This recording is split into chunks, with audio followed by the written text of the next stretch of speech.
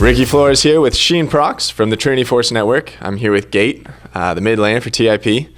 She recently joined. Well, first off, congratulations on your victory. 3-0, very nicely done. You guys handedly defeated them. That was very dominant. So you just joined the team in July 2015. Previously, you were on Vortex. You were the mid laner there. How's it been transitioning to a new team? Well, obviously, Vortex is a challenger team.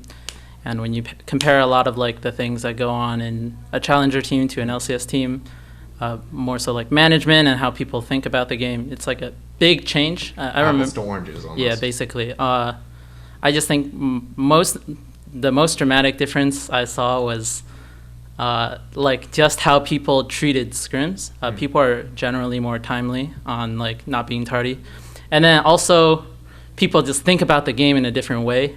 In Challenger, what tends to happen a lot is like people get a little too emotional, but technically, I mean, I guess you should, but people are more reserved, at least on TIP. Just a much more professional environment. So what's your official role with TIP? I've seen a whole bunch of things all over the internet. It says support here, it says mid laner here, it says sub. So what's the official report? Well, initially, since I was previously on Vortex, but I was not playing for them, I was just on their reserve roster. Moving to TIP, I was also going to be a reserved player in case like this is more so to just like, I was going to play support at first. I didn't think I was there, but they thought I was good mechanically. So mostly like, I think I was just there to add some pressure to like Adrian. Maybe they weren't too happy with him. I thought that was like a little weird because maybe they should have gotten someone that played the role more extensively. Sure. But I think they just liked me and like, maybe not. They just liked me in general. I don't know. Yeah, so it just worked out. Yeah. So on the internet, trolls be trolls. There's tons of comments about, oh, Gate's not ready for the LCS, blah, blah, blah, this, that.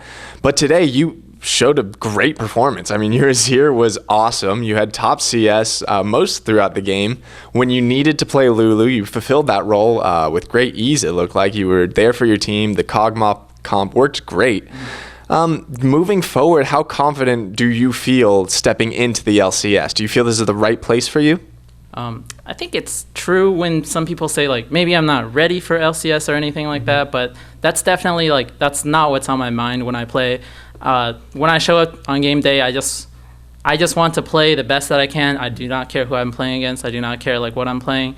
I just want to, do what I do in practice and like, if we just play well as a team, I know we'll do well. So it's not really, I'm not really worried about anything like that. Yeah, moving forward, like how confident do you feel? I mean, after you were just in an LCS game and you wrecked them. Like, how do you feel? Like you got to feel a bit confident. Yeah, moving forward, I mean, we don't have too many more games to play. It's CLG, and then what I'm expecting is Team Liquid to be in the finals. I'm pretty confident. We played against those teams before, and I just think that if we play well as a team, we'll do fine. I'm most worried about Team Liquid because I think they're the most cohesive team. So you're up against CLG next week. I believe you're up against Pobelter, unless who he comes in. How do you feel about that matchup? You said you've gone up against them. You feel pretty confident. Anything you're looking forward to that, or just going to play your game as you say? Well, I just respect most opponents I play against.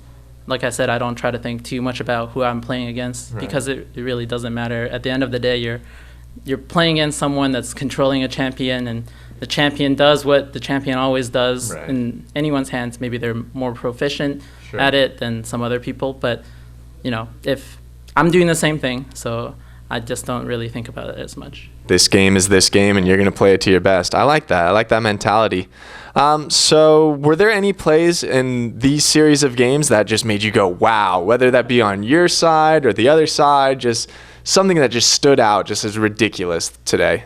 I was pretty sad when I didn't get my pentakill in the first game. I eat in too early, and I was like, dang, I could have had a pentakill game one. That would have been like the momentum, and it would have been the game ender.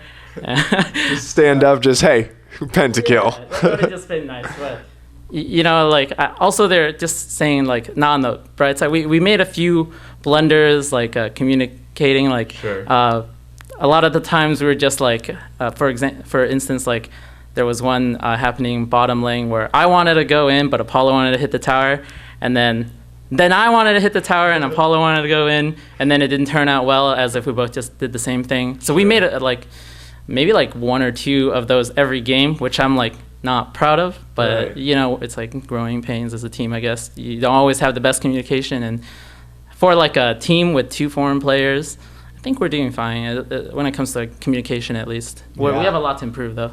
Yeah, you were even mentioning before how Impact and Rush, how their English has been getting better.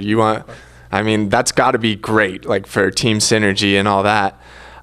So the AP itemization changes, how do you feel about them? They've been obviously buffed. How have you been enjoying? What have you been enjoying playing? Mostly, I think the AP itemization changes, I wouldn't say a lot of them were buffs. I think some people overrate certain items, but generally, all it really does is make your build paths like possibly more diversified. You can always go the standard damage build, which is like death cap, void stuff, or you can go like more utility focused. In the first game of Azir, I went like Nashor's Tooth Rallies because I think the combination is really strong. And I think on other champions too, like some people have been going like Rylai's Victor, you know, Luden's Echo early on certain champions. Generally, like I think almost every champion got changed. I actually think the champions that got nerfed, so to speak, were just the champions that built standard, like your CDR item into death cap, because they still want to do that, but there's just not as many choices because they don't want to go that, if that makes sense. Yeah. Awesome. I think that's it. Thanks for the interview, man. Thank you. Have a good one.